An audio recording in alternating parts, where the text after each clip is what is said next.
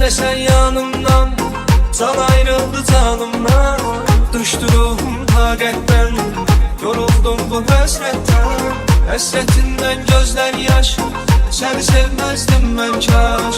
Çünki sən ilk müddətdən eşqi saldın qiymətdən. Tuturam eşqimi ancaq daha mən, səni tapşırıram tək Allaha mən. Bu şəhərdən baş götürüb daha mən gedirəm.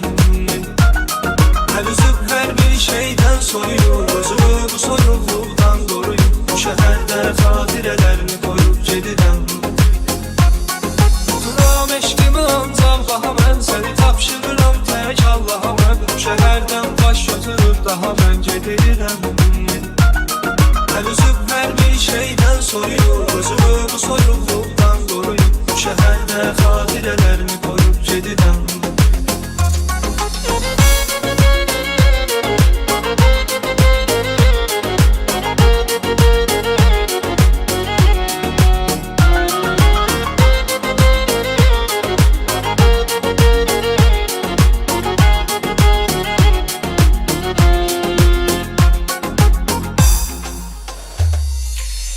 Keçəcək sənsiz illər, səndən qalan şəkillər.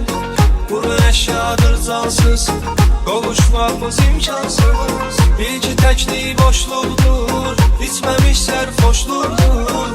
Bu nə dərddir dərmansız, mənə verdim vicdansız. Tuturam eşqimi ancaq daha mən, səni tapşırıram tək Allaha mən. Bu şəhərdən baş götürüb daha mən gedirəm. Əl üzüb hər bir şeydən soyuyub, özümü bu soyuqluqdan qoruyub. Bu şəhərdə xatirələrimi qoyub gedirəm.